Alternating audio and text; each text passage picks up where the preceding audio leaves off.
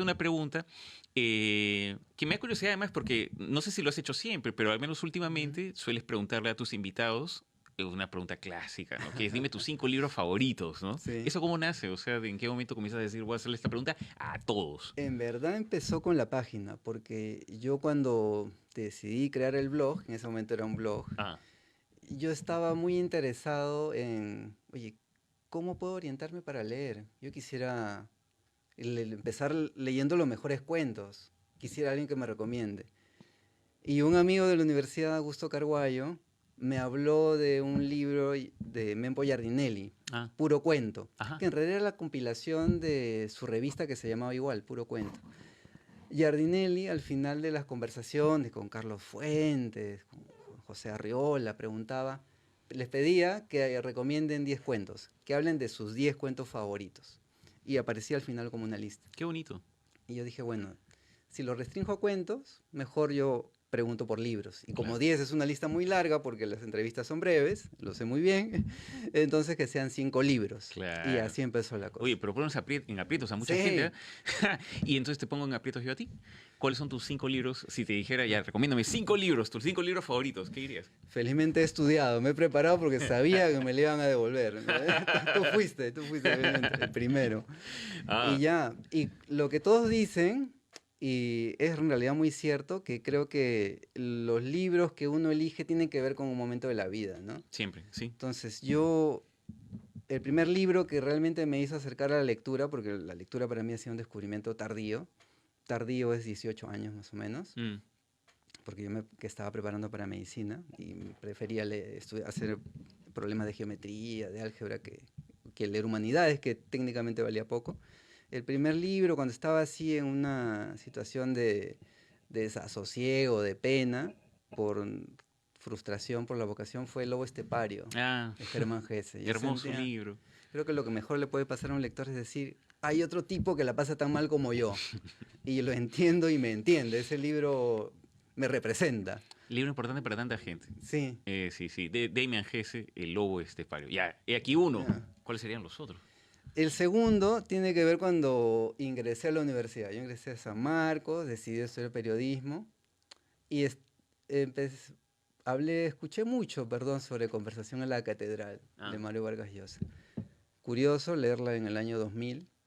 Teníamos otra dictadura y la novela pues era Odría, Esparza Sañartu, aparece ahí como Cayo Bermúdez, Vladimiro Montesinos, y sobre todo por Santiago Zavala, y este dilema entre el periodismo, ¿no?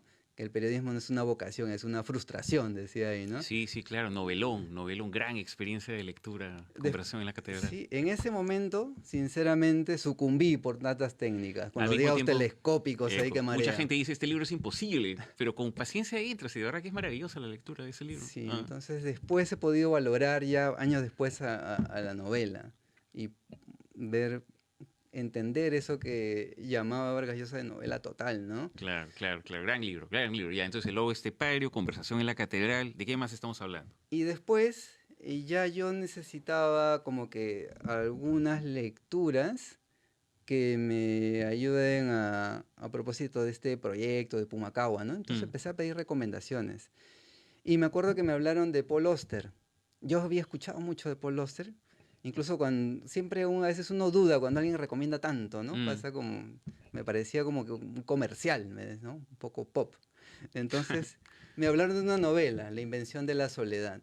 Ah, ese no lo he leído. Paul Auster, cuando fallece su padre, va a, a la casa de él a recoger las cosas, su ropa vieja, y encuentra ahí unos documentos. Y se entera pues que la abuela había matado a su abuelo. Hasta ahí llegaré nomás para no spoilear. Caray. Pero entonces hay ahí como una historia. Entonces era indagar sobre la historia familiar. Qué Y la... bonito. Qué bonito, digo, no la historia, pero qué bonito pensaba encontrarse con recomendaciones de cosas que uno no conoce, ¿no? Por ejemplo, aquí un título que mentalmente, clic, estoy apuntando yo, en algún momento este libro lo voy a hincar el diente.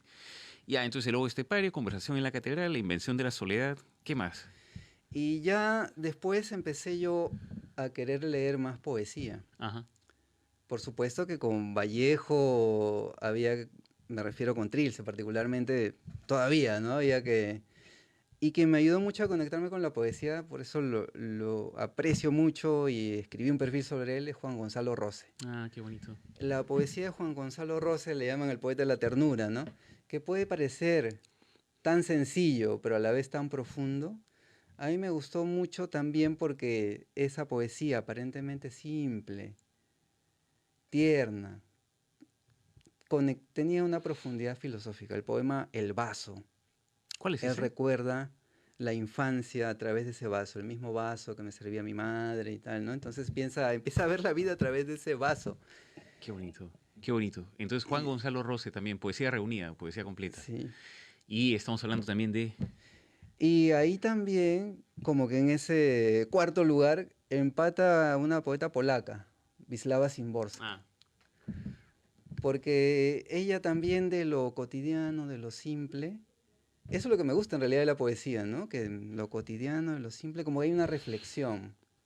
Es lo que yo decía, ¿no? Ese mensaje en la galleta, ¿no? De la fortuna. claro. Hay Uno un podría decir que algo de eso también hay en este libro tuyo, ¿no? sí. Interesante. Y entonces ya, empatado el cuarto lugar, dos poetas. Y un quinto lugar, una quinta recomendación, un quinto libro, si es que lo hay, ¿cuál sería? Sí. Ese quinto lo he pensado porque es reciente. Yo podría haber dicho otras cosas en el quinto lugar, pero ahí como todos los entrevistados dicen lo mismo, los libros pueden cambiar, si me preguntas mañana la lista será distinta. A ver, déjame ser telépata. Ya. Vas a decir El infinito en un junco. ¿Puede ser? No, Ah, ya. no. Bueno, es que es un libro que se menciona mucho. Sí. Pensé que ibas a decir eso. Ya, ¿cuál sería? No. Y yo de un tiempo a esa parte he empezado a valorar muchísimo la poesía de José Watanabe. Ah, qué bonito. Porque hay ahí en la poesía de Watanabe, es una poesía de la mirada, de la observación. Y pienso que en épocas como esta nos detenemos muy poco a observar. Y esa poesía de la mirada, de lo que ocurre, ¿no? Hay un poema sobre la naturaleza, ¿no? Entonces me conecta mucho. No, sin Hasta, duda. hasta sobre la hija que es, está con la madre y ese acto, ¿no? Que las conecta a las dos. Esa situación que aparentemente puede ser como boyerista, pero es como que mirar y a la vez mirarse, ¿no? Claro, claro. Que en el uso de la palabra tal vez puede hacer, ¿no? Que él habla como de la madre como si fuera un canguro y luego nace Exacto. la hija. Es muy bonita, ciertamente, ¿no? La mirada. Y nuevamente, ¿no? Los tres poetas de los que mencionas tú tienen esta suerte de mirada sobre lo cotidiano, pero uno se da cuenta de que lo cotidiano con ojos adecuados, si es visto así, es extraordinario siempre, ¿no? Sí.